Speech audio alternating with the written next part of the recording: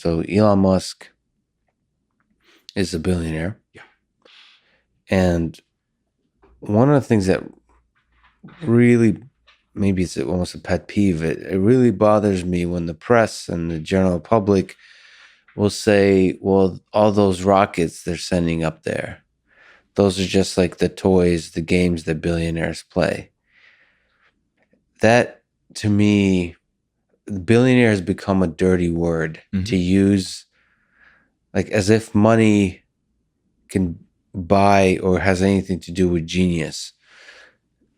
Like I'm trying to articulate a specific line of question here because it just bothers me. I guess the question is like, why? How do we get here, and how do we get out of that? Because Elon Musk is doing some of the most incredible things that a human being has ever participated in. In mostly, not he doesn't build the rockets himself. He's getting a bunch of other geniuses together that takes genius. That takes genius. But why?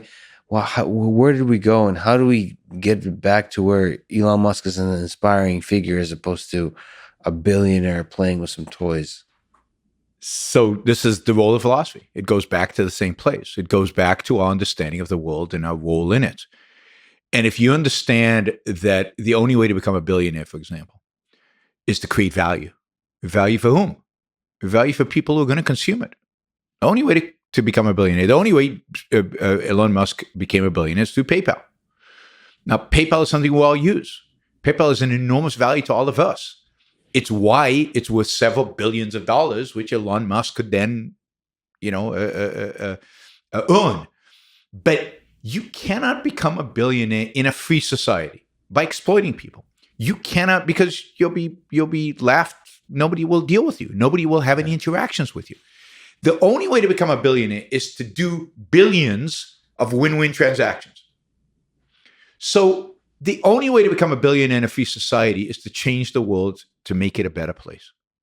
Billionaires are the great humanitarians of our time, not because they give charity, but because they make them billions. And it's true that money and genius are not necessarily correlated. But you cannot become a billionaire without being super smart.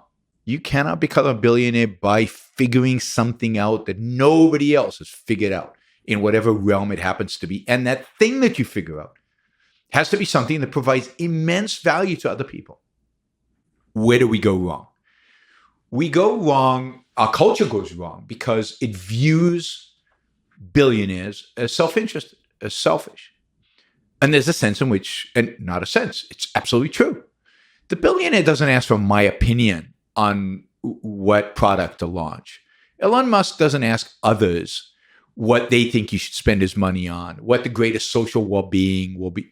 There's a sense in which the rockets are his toys. There's a sense in which he chose that he would be inspired the most. Yes. He would have the most fun by going to Mars and building rockets. And he's probably dreamt of rockets from when he was a kid and probably always played with rockets. And now he has the funds, the capital to be able to deploy it. So he's being selfish. Obviously, he's being self-interested. This is what Elon Musk is about. The same with Jeff Bezos. There's no committee to decide whether to to invest in cloud computing or not. Mm-hmm. Bezos decided that. And at the end of the day, they are the bosses. They pursue the values they believe are good. They create the wealth. It's their decisions. It's their mind. And the fact is, we live in a world where for 2,000 plus years, self-interest, even though we all do it, to more extent or the less, we deem it as morally abhorrent. It's bad. It's wrong. Your mother probably taught you the same thing my mother taught me. Think of others first. Think of yourself last. The good stuff is kept for the guests. You never get to use the good stuff. It's others. That's what the focus of morality is. Now, no mother, even no Jewish mother, actually believes that, right? Yeah. Because they don't really want you to be last. They want you to be first, and they push you to be first. But morally, they've been taught their entire lives, and they believe that the right thing to say and to some extent do is to argue for sacrifice for other people. Right? So most people, 99% of people, are torn. Yeah. They know they should be selfless, sacrifice, live for other people.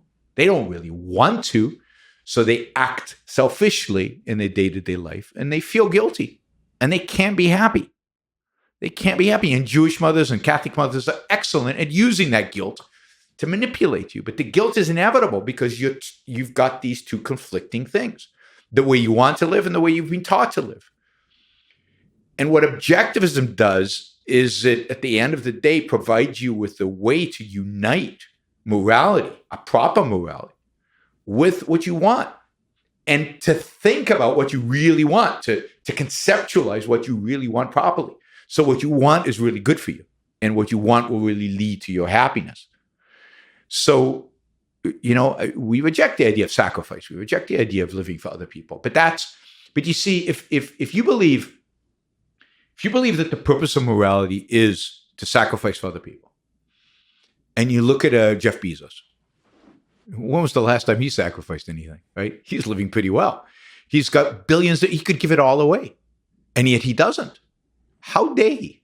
In my talks, I often position, and I'm going to use Bill Gates. Sorry, guys. Yeah. Drop the conspiracy theory. They're all BS, complete and utter nonsense. There's not a shred of truth. I disagree with Bill Gates on everything political. I think he politically is a complete ignoramus. But the guy's a genius when it comes to technology, and when he's just thoughtful, even in his philanthropy. He just uses his mind, and I respect that, even though politically he's terrible. Anyway, think about this. Who had a bigger impact on the lives of poor people in the world? Bill Gates or Mother Teresa? Bill Gates. It's not even close. And Mother Teresa lived this altruistic life to the core. She lived it consistently.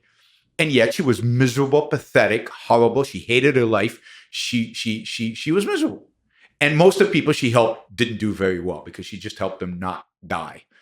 Right? Yeah. And then Bill Gates changed the world. And he helped a lot by providing technology.